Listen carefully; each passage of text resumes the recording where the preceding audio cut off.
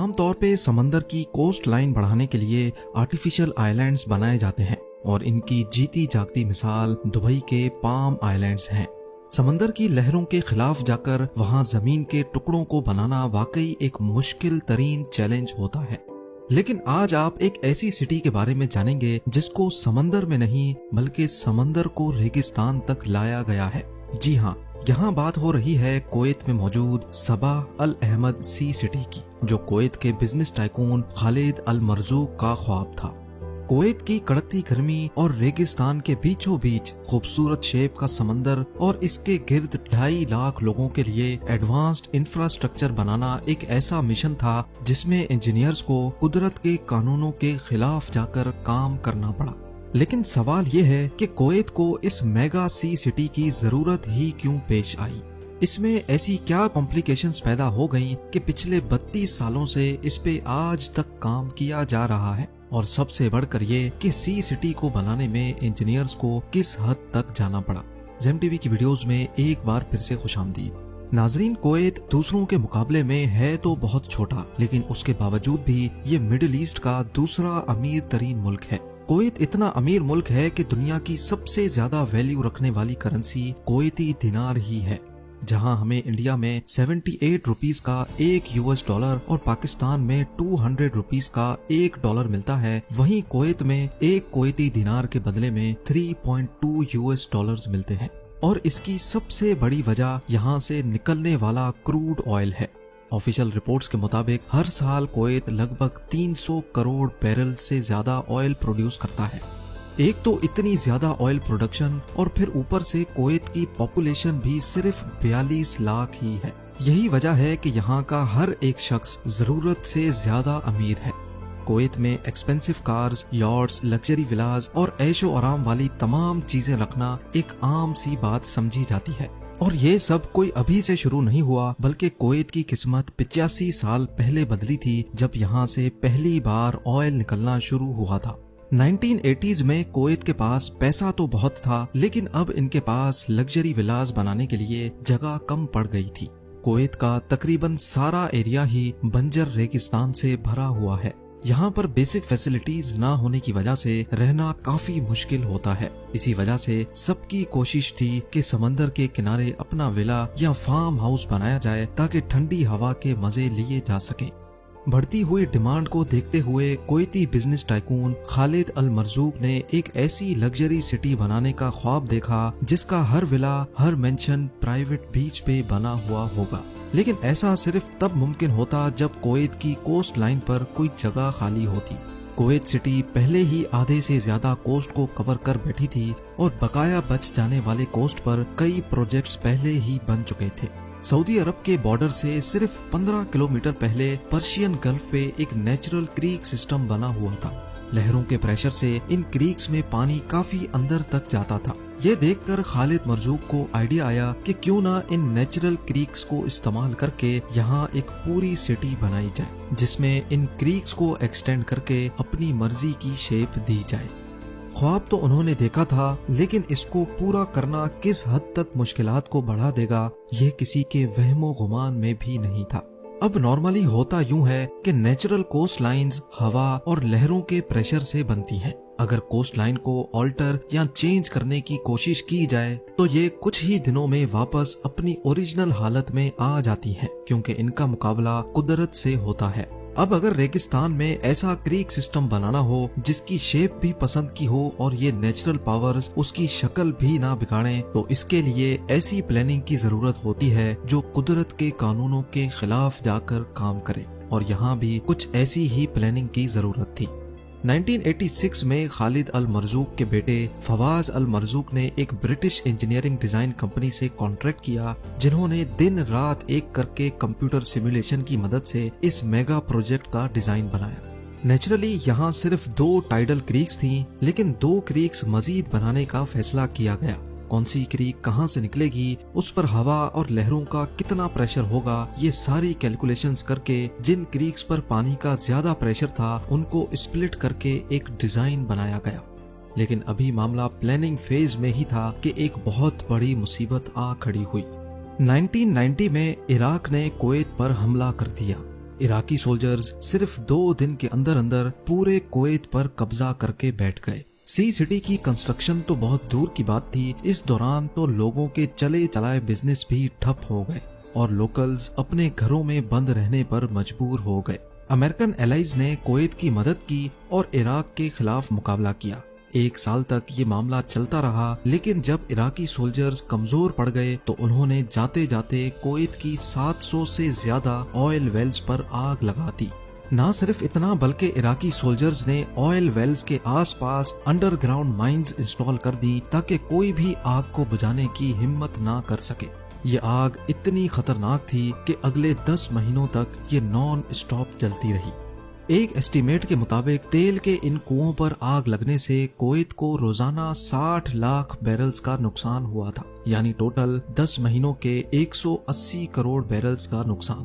पूरी दुनिया में 15 दिनों तक जितना ऑयल आज इस्तेमाल किया जाता है उतना ही ऑयल कुवैत में जला दिया गया था।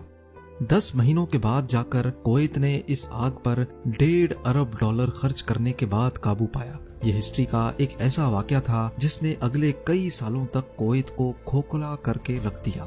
जब कुवैत इस मसले से निकला तो तब तक बहुत देर हो चुकी थी।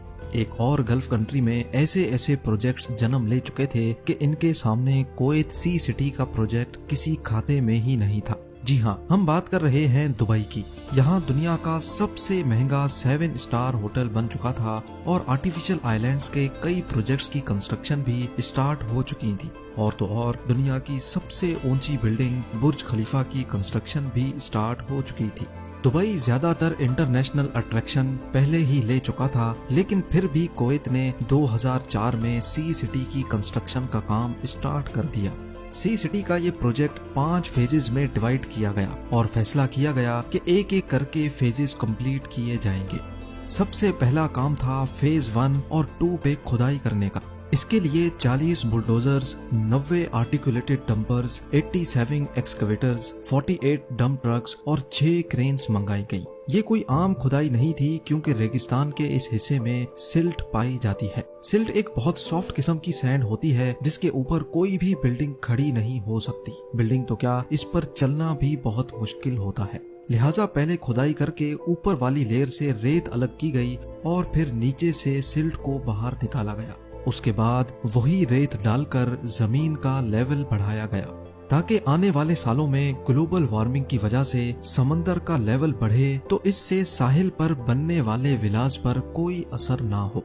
इस प्रोजेक्ट में सिल्ट और रेत की खुदाई बहुत मास लेवल पे की गई थी। कई महीनों तक 24 घंटे वर्कर्स की एक आर्मी इस काम पे लगी रही। प्रोजेक्ट डायरेक्टर के एस्टीमेट के मुताबिक सी सिटी के फेज 1, 2 और 3 में से total 74 million cubic metre sand निकाली गई। ये तकरीबन इतनी ज्यादा रेत थी कि इससे अहमदाबाद में वाक़े दुनिया का सबसे बड़ा क्रिकेट स्टेडियम 20 मरतबा भरा जा सकता है। रेत से लेवल तो इंक्रीज हो गया था, लेकिन इसको अब कंप्रेस करने का वक्त आ चुका था, क्योंकि ये रेत फिलहाल बहुत लूज थी और किसी भी बिल्डिंग की फाउंडेशन को बर्दाश्त नहीं कर पाएगी। कंप्रेशन के लिए क्रेन से 15,000 केजी का वेट जमीन पर गिराया जाता। जिस जगह पर ये लोड गिरता वहाँ एक बहुत बड़ा गड्ढा बन जाता था। एक दिन में 1200 मरतबा 15 टन का ये वजन जब जमीन पर गिराया जाता तो कुछ ऐसा मंजर देखने को मिलता था। बाकी सब चीजें तो अपनी जगह, लेकिन एक मसला ऐसा था जिसका डर अंदर ही अंदर सबको खाए जा रहा था। इन आर्टिफिशियल क्रीक्स में जब समंदर का पानी डाला जाएगा तो क्या यह पानी नेचुरल तौर पे फ्लो करेगा भी कि नहीं। अगर पानी वक्त पे चेंज ना हुआ तो इसमें फंगस पैदा हो जाएगा और बदबूदार पानी इस प्रोजेक्ट को बुरी तरह से फेल भी कर सकता है। इस मसले से निपटने के लिए टाइडल गेट्स इंस्टॉल करने का फैसला किया गया। टाइडल गेट एक ऐसा मैकेनिकल गेट होता है जो सिर्फ एक तरफ से आने वाले पानी के प्रेशर पे खुद ब खुद खुल जाता है। जब समंदर से आने वाली वेव्स बंद या कम हो जाएंगी तो ये गेट अपने आप वापस बंद हो जाएगा। कंप्यूटर सिमुलेशन पे टेस्ट करने के बाद ये नोटिस किया गया कि टाइडल गेट लगने के बाद क्रीक्स का 100% पानी ऑटोमेटिकली चेंज हो जाएगा। टाइडल गेट का मसला तो सिर्फ एक बड़े मसले का सॉल्यूशन था, लेकिन अभी कई और मसलों से निपटना बाकी था। सी सिटी के इस प्रोजेक्ट में टोटल 250 किलोमीटर के नए बीचेस बनने जा रहे थे, यानी जितनी कुवैत की अपनी कोस्ट लाइन है उससे भी ज्यादा लंबी ये कोस्ट लाइन होने वाली थी। इतने ज्यादा नए बीचेस के लिए वो खास सैंड भी चाहिए होगी जो आम तौर पे हमें बीचेस पे मिलती है। अब इतनी ज्यादा सैंड लाई कहां से जाए, ये एक बहुत बड़ा सवाल था। एक्सपर्ट्स ने इसका भी एक सॉल्यूशन निकाल ही लिया। नॉर्मल डेजर्ट सैंड जिसकी कुवैत के पास कोई कमी नहीं थी, उसमें हर साइज के पार्टिकल्स होते हैं। बीच पे जो सैंड मौजूद होती है उसमें सैंड के पार्टिकल्स का साइज ज्यादा बड़ा होता है। लिहाजा अब फैसला किया गया कि नॉर्मल डेजर्ट सैंड में से मोटे साइज के पार्टिकल्स को फिल्टर किया जाएगा। रेत को पानी से धोकर उसमें से मोटे साइज के रेजों को अलग किया गया। सिर्फ एक बार नहीं बल्कि ये प्रोसेस 4 बार किया जाता था। पानी से धोने और फिल्टर करने के इस प्रोसेस में जो रेजे बच जाते थे वही बीच के लिए परफेक्ट थे। एक दिन में 4000 टन रेत को लाया जाता और पानी से धोकर उसको फिल्टर किया जाता था, और ये पूरा प्रोसेस कई महीनों तक दिन रात चलता रहता। बीचेस की सैंड को लहरों के प्रेशर से बचाने के लिए पत्थरों की वॉल्स भी बनाने का फैसला किया गया। इन वॉल्स पर लगाए जाने वाले पत्थर बॉर्डर के उस पार सऊदी अरब की एक स्टोन क्वारी से लाए जाते थे, क्योंकि कुवैत के पास अपनी एक भी स्टोन क्वारी नहीं थी।